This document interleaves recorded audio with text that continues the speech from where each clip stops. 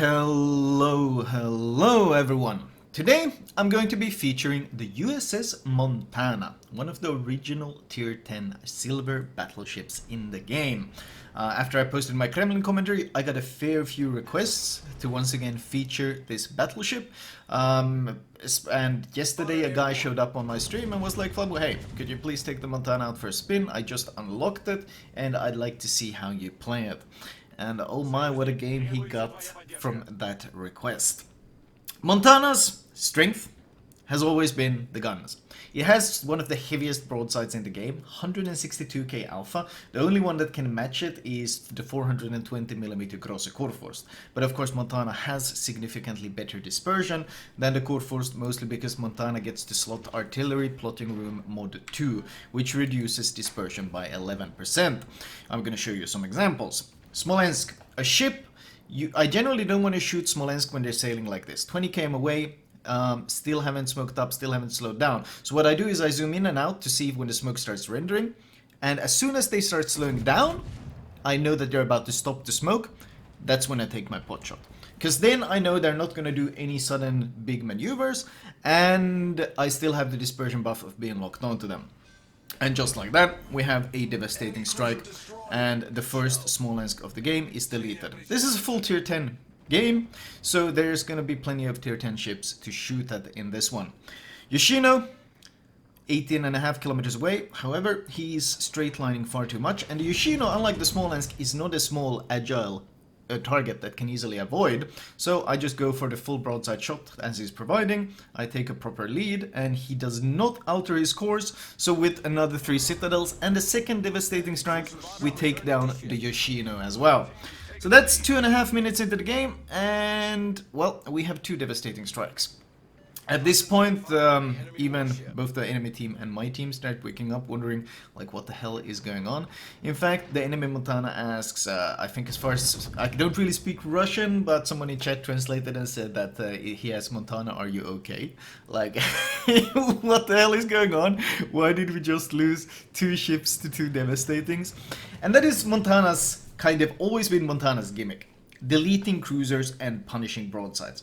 The downside of these 406mm guns is of course the complete lack of overmatch. The only thing you can overmatch is 27mm plating, and with many cruisers having 30mm, it does feel kind of lacking.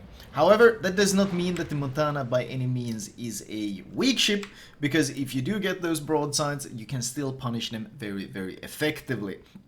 The penetration, also not that impressive. Honestly, it's kind of crap. I think it's even worse than the Grosse Kurfürst penetration. Montana does rank, when it comes to penetration values and shell velocity, Montana doesn't particularly rank that high. But it has gotten a fair few buffs. They buffed the healing quite recently. In fact, the buff and the healing made the legendary module on the Montana even more useless.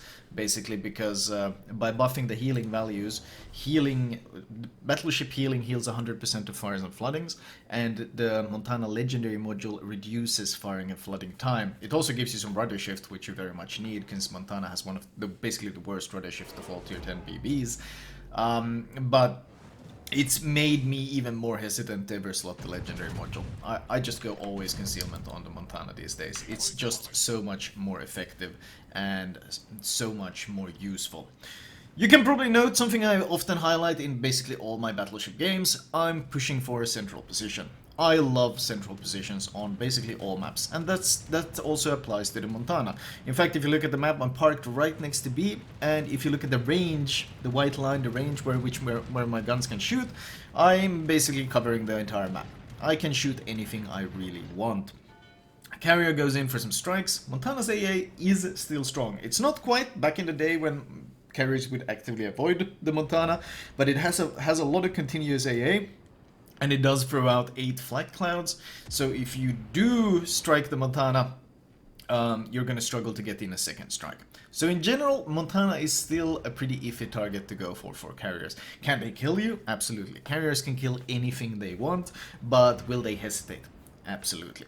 At this point, I do want to turn around The simple reason is that the carrier can start focusing me, and more importantly, there's a Holland on my right flank, and I know that the Holland is torpedoing me. There's no way a Holland. Look at the minimap. What other target would he be torping? Obviously, he's going to be torping me. So, but I do want to punish this Montana and Venezia, trying to disengage around the island. By pushing this far up, I'm basically already in the enemy spawn. We're like 6 minutes into the game, and I'm already in the enemy spawn. By taking this position, I'm able to cut off their escape. And Montana, as I mentioned, has gotten buffs to healing, and he will be able to recover a lot of health if we allow him to disengage. So I'm just pressing the advantage we have and punishing him harder. No Citadel, sadly, but still 22k damage on this Montana as he tries to disengage. Montana does have a waterline Citadel. You can absolutely punish it. The armor isn't that crazy that you don't get away with it. I think, in fact, the armor was something like 410-ish millimeters, but it's more effective hitting it. I think I hit one shell there, but it shattered because it was angled. So you do still need, of course, enough broadside to be able to pin it. I kill off the Montana, carrier comes in for a strike, and pretty much what I highlighted earlier. Oh, and there's the Holland torpedoes as well. Something that we also highlighted. At this point, however, the opinions on my Montana gameplay start changing, and this is when the enemy team will the enemy Montana will actually start suspecting me of cheating. Venezia angles way. I'm trying to hit the back of his ship or the superstructure, because as you can see, what happens when we hit his deck armor or upper belt is bounces. Because Montana, unlike Ohio, lacks that overmatch against the Venezia. However, by focusing down the enemy Montana and killing him, I open up the ability to turn full broadside and turn away, and I want to disengage from this flank. I don't know exactly where the enemy Shima is. I don't know where the Holland is. I expect him to be torping me, so there's no point in me pushing in and getting myself killed. Focus fire the planes, and once again, Montana's AA. It might not be as strong as it used to be, but it's still enough to make carriers think twice about dropping you, and you can see that plane kill counter go up and up and up. Obviously, I have no AA build, because AA builds don't really exist anymore. Wargaming has killed all the modules and all the upgrades and all the captain skills, so it's basically just the base stats of the ship. I spot a Smolensk 24.5 kilometers away, and I do have the spotter plane active, and I kinda can't resist, because Smolensk are such juicy targets for a Montana, something that you always want to take a pot shot at. I take a proper lead. It's 15-second travel time to 24 kilometers, but if he keeps going in a straight line, Montana with that accuracy module is actually quite juicy, as you can see from that dispersion. And the Smolensk keeps going, and boom. Third devastating strike, and another Smolensk devastated. At this point, obviously, the game is heavily going into our favor, because, well, I've deleted all their HE firepower. 2 Smolensk and a Yoshino, so much for that HE spamming threat. In general, Montana's armor is pretty good against the HE spam. It's got a 38mm deck and 38mm upper belt, so you are pretty resistant against it. And now the enemy Montana is talking about my stats. As far as I understood, he's quoting like pro alpha stats, which is kind of like the performance measuring thing on the Russian server, and he's saying it's not possible to have my stats, I have to be a cheater, and something like that. I'll leave you guys in chat to translate the whole thing, since I don't know at all. Regardless though, they do not think I'm very clean, because obviously a Montana can by no means devastate 3 ships. I catch the Venezia broadside as well, citadeling him. Another good chunk of damage. So, another buff, I mentioned Montana had gotten 1 buff, which was the heal. The other buff the Montana has actually gotten is Main Battery Mod 2. That's the improved turret traverse module. Now, that thing actually used to nerf your reload by 5%, but Wargaming changed it, so it no longer nerfs your reload. On IGN BBs, you normally run the upgrade that gives you better dispersion, namely Aiming Systems Mod 1 in the 3rd slot. But on the Montana, you can't run it. And because you don't want to run secondary mod, because it's useless, you don't want to run AA mod, you can actually run this Main Battery Mod 2. And with Admiral Halsey, you can get a pretty impressive turret traverse time of 32 seconds running this. Hakuryu is spotted. I don't want to shoot that angled Hakuryu. That angled deck armor will easily bounce my AP. I know he's going to turn away. He's going to try to disengage behind the island, so I patiently wait and I wait and I wait. And once I see that he's actually committing to the turn, that's when we take that shot. And that's something you will have to utilize a lot in the Montana, and that is patience. He gives me full broadside. Sadly, no fourth devastating. We had potential there, but I got 3 bounces and 2 overpens. We do, however, catch our Confederate, and my team does finish him off with the help of that huge alpha chunk on him. And that was Citadel number 9, and we've just crossed into 11 minutes in this game. But with the help of Halsey, of course I am running Halsey. I got his hit hard talent there, which gives me faster reload. And of course Halsey's faster ammunition switching is a godsend on the Montana, because as mentioned, the complete lack of overmatch means you will actually want to be using HE a fair bit, especially if ships start angling against you. Stuff like nosing Kremlins, there is absolutely no shame in switching to HE. Keep in mind that your HE does have a penetration of 68mm, so even Kremlin's amazing armor cannot stand up to that HE. Also, your HE is much faster than your AP. That's a bit of a wonkiness, but Montana AP shell velocity is 762, but the HE velocity is 820. So it actually takes some adjusting, because every time you switch ammo type, you're gonna have to adjust your aim a bit, because you have to take a different lead. The game ends, a pretty short game. We got a bunch of daily win bonuses, of course. 3 devastating strikes, Confederate high caliber. Only 178k damage, but 49 hits, and of those 49 hits, 9 were Citadels. 29 planes shot down. Sadly, no Kraken. We had some good opportunities to get that Kraken, but not quite enough to get that 4th devastating and a Kraken kill as well. Team score wise, well, that's probably one of the fastest 3.1k base XPs I've gotten in a battleship.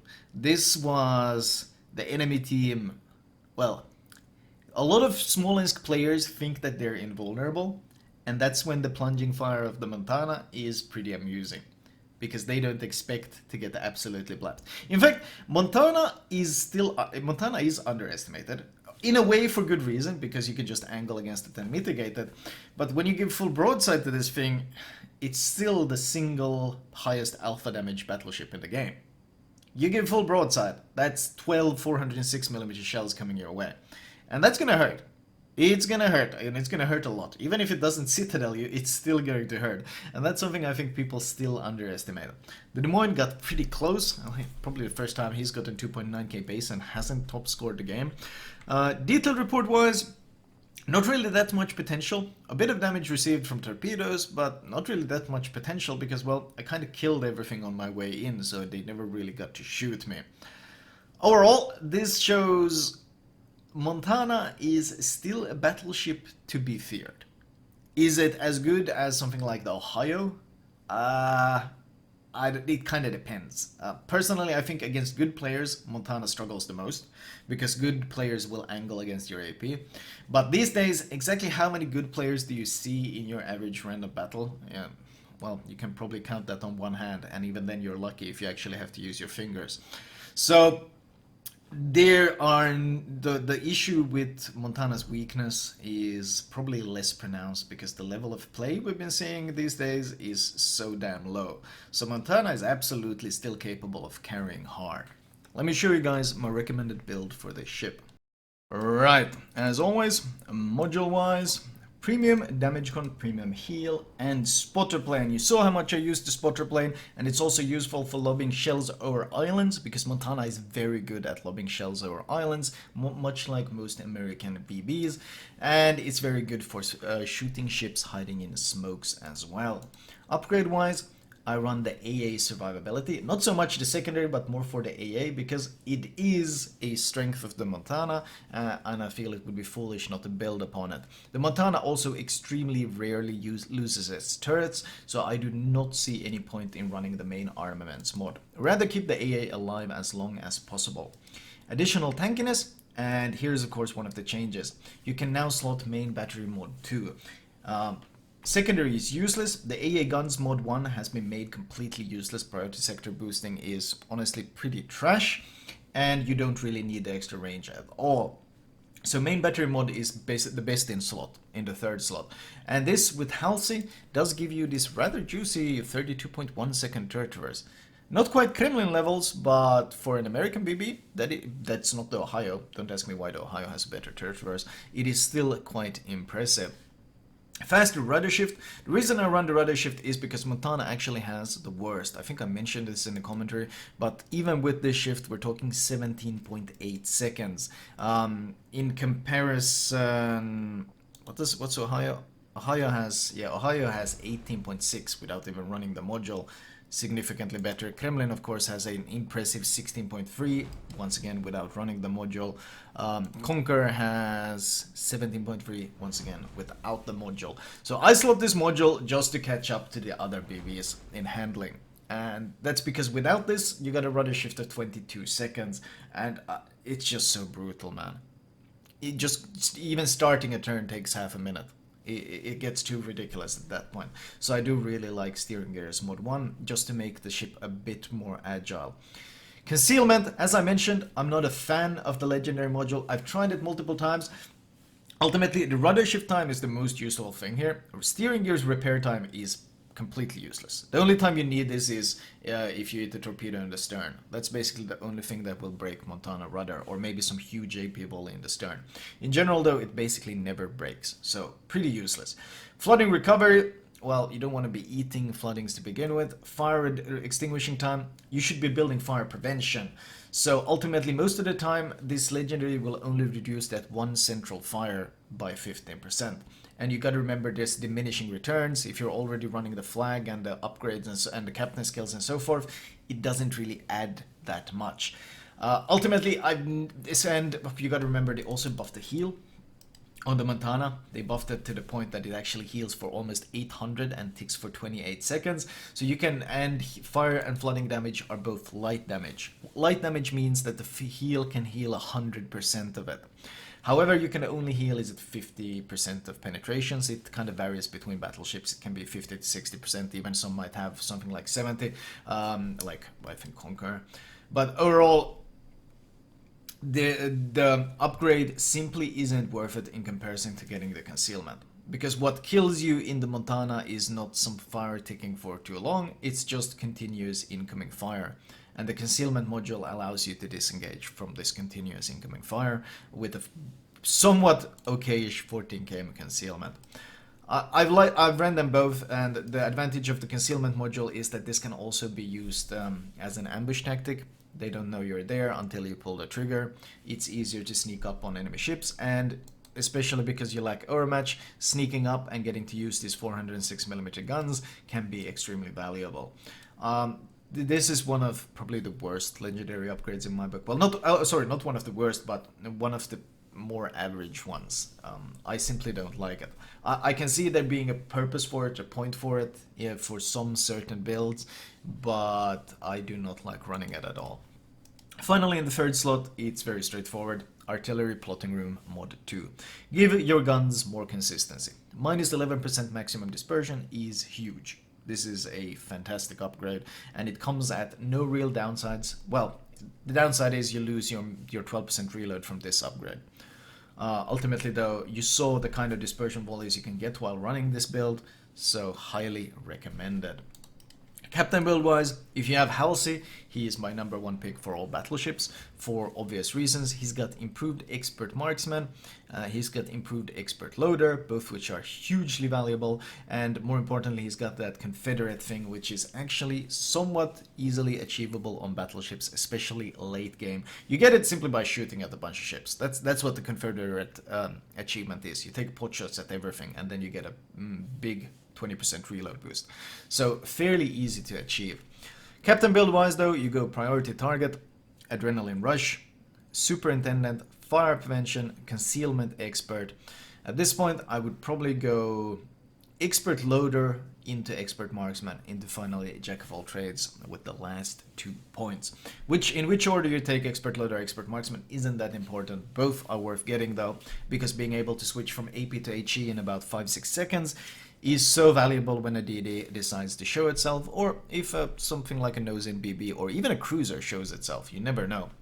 Like if a Moskva or Stalingrad decides to push you in the Montana, loading HE is not necessarily the worst option, because the HE alpha is pretty decent, 5.7k. Even though the fire starting chance isn't that impressive at 36, with the accuracy you tend to land a lot of these hits, and trust me, you will put a hurting on them with HE as well. Flag wise, it's pretty straightforward.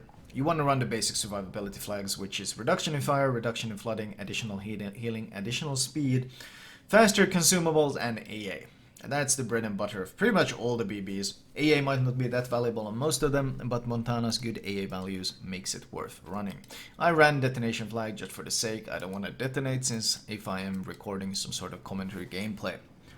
As always, thank you guys for watching. Thank you for supporting the channel. Please subscribe. I am still grinding for that magical 100k, and I will talk to you guys next time. I think I'll be featuring the Östergötland, the Pan-European Tier 9 DD, because I've had a fair few requests on it, and I just realized I never actually got around to featuring that one.